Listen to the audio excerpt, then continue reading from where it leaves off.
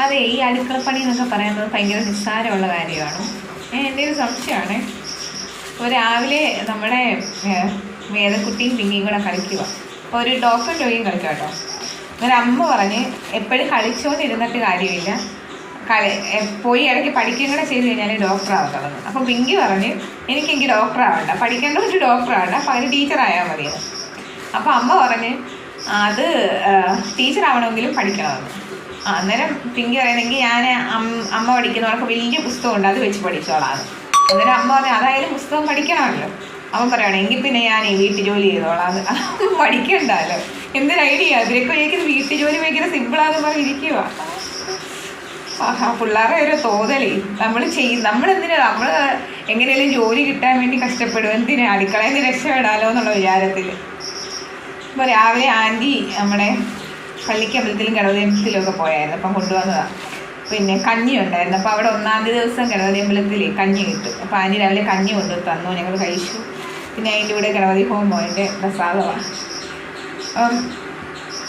എനിക്ക് ഒരുപാട് മധുരം ഇഷ്ടമല്ല, പക്ഷേ ഗണപതി ഹോമത്തിനകത്തിൽ എൻ്റെ തേങ്ങാക്കൊത്ത് ഭയങ്കര ഇഷ്ടമാണ് കേട്ടോ.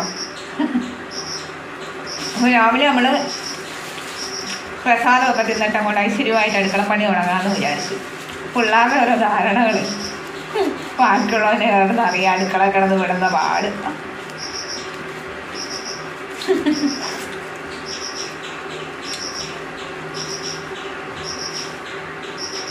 ഇനി 2 പഴം ഇരിപ്പുണ്ട്. 2 പേര് ഇതും കൊണ്ട് തന്നെ പറയുന്ന നടക്കും ഇത് ഷാർജ അടിച്ചു കൊടുക്കാൻ. അവർക്കിനി ഷാർജ അടിച്ചു കൊടുക്കണം. പിന്നെ നമ്മുടെ ബ്രേക്ക്ഫാസ്റ്റ് പരിപാടിയെല്ലാം കഴിഞ്ഞ് അരി അടുപ്പയിലായിട്ടുണ്ട്, വെള്ളം തിളയ്ക്കുന്നു. രാവിലെ എന്തായാലും മീൻ കിട്ടിയിട്ടുണ്ട്, നമുക്ക് സെറ്റാക്കണം. ഇന്ന് നമുക്ക് കിട്ടിയത് കാരലാണ് കേട്ടോ. നമ്മളിവിടെ കുറിച്ചിയെന്നും കാരലും എന്നൊക്കെ ഇതിനെ പറയുന്നത്. പിന്നെ വേറെ വല്ല പേരുണ്ടോയെന്ന് എനിക്കറിയത്തില്ല, ഞാൻ ഈ 2 പേരെ കേട്ടിട്ടുള്ളത്. അപ്പോൾ ഇത് കറി വെക്കണം. ഇത് മുള്ളുള്ള ടൈപ്പ് മീനാട്ടോ, പക്ഷെ എന്നാലും നല്ല ടേസ്റ്റുള്ള മീനാണ്.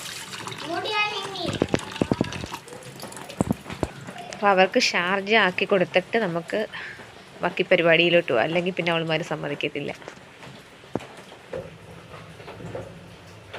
അപ്പോൾ നിങ്ങൾ വിചാരിക്കുന്ന ഉണക്കത്തെ ഒരു ഷാർജ അല്ലേ ഇത് കേട്ടോ.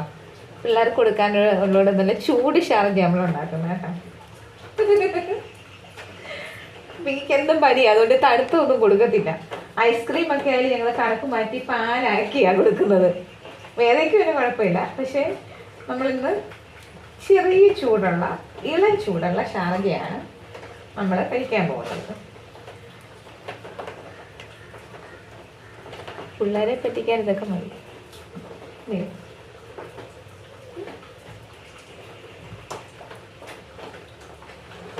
കുറച്ച് പാൽ ഒഴിച്ച് കൊടുക്കാവേ.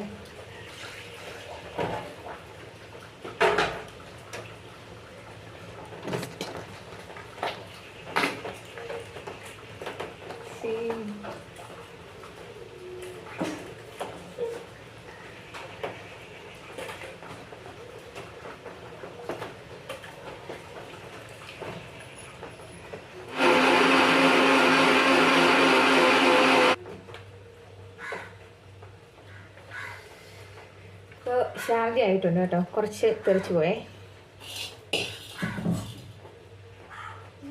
കൊള്ളാവോ? ഈ മുള്ളുള്ള ടൈപ്പ് മീനായതുകൊണ്ടേ പിള്ളേർക്ക് കഴിക്കാൻ പാടാം, അതുകൊണ്ട് ഞാൻ മേടിച്ച് കുറച്ച് വറുത്തെടുക്കാമെന്ന്. പിന്നെ കറി വെച്ച് കഴിയുമ്പം പിന്നെ മുള്ള ആയതുകൊണ്ട് ഇളക്കി കഴിക്കാനും പാടല്ലേ, അതുകൊണ്ട് അവർ കഴിക്കത്തില്ല. അപ്പം പിന്നെ കുറച്ച് ഫ്രൈ ചെയ്യാമെങ്കിൽ അതാകുമ്പം കഴിച്ചോളും, കുഴപ്പമില്ല. പിന്നെ ഞാൻ കുറച്ച് കറിവേപ്പിലയൊക്കെ ഒരു ഹാഫ് വെന്ത് കഴിഞ്ഞപ്പോഴാണ് ഇട്ടത് കേട്ടോ. എന്താണെന്ന് വെച്ച് കഴിഞ്ഞാൽ ആദ്യമേ നമ്മൾ ഇട്ട് കഴിയുമ്പം ചിലതും മീൻ അങ്ങോട്ട് മൂത്ത് വരാനേ താമസമാണ്. ഇങ്ങനെ ആകുമ്പം കുഴപ്പമില്ല. നമ്മുടെ മീൻ എല്ലാം നമ്മൾ വറുത്ത് എടുത്തിട്ടുണ്ട്. പിന്നെ നമുക്ക് മീൻ കറിക്ക് വേണ്ട അരപ്പിനുള്ള സാധനങ്ങളെല്ലാം എടുത്തിട്ടുണ്ട്. തേങ്ങ അരച്ച് കറി വെക്കുന്നത് നല്ല ടേസ്റ്റാണല്ലോ. ഈ മീനാകുമ്പോൾ നമുക്ക് അങ്ങനെയല്ലേ വെക്കാൻ പറ്റത്തുള്ളൂ. അപ്പോൾ അങ്ങനെ നമ്മൾ മീൻ കറിയും എല്ലാം സെറ്റാക്കിയിട്ടുണ്ട്. ഇനി നമ്മുടെ ചോറ് റൈസ് കുക്കറിനകത്തിരിക്കുക, അത് എന്തുവാണ് അവസ്ഥ നമുക്ക് നോക്കാം. അപ്പോൾ നമ്മുടെ ചോറൊക്കെ റെഡി ആവേണ്ട സമയമായിട്ടുണ്ട്. ചോറൊക്കെ ഇതിനകത്ത് തന്നെ റെഡി ആയിട്ടുണ്ട്. ഇനി നമുക്കൊന്നും കൂടി ഒന്ന് തിളപ്പിച്ചിട്ട് അത് ഊറ്റിയെടുക്കണം. ഇനി വെള്ളം എല്ലാം ആയിട്ടുണ്ട്. ഇനി നമുക്ക് ചോറുണ്ണാം. ചൂട് ചോറും മീൻ വറുത്തതും, ഇനി നമ്മുടെ തേങ്ങ അരച്ച മീൻ കറിയും. നല്ല കറിയാട്ടോ, നല്ല ടേസ്റ്റ് ഉണ്ടായിരുന്നേ.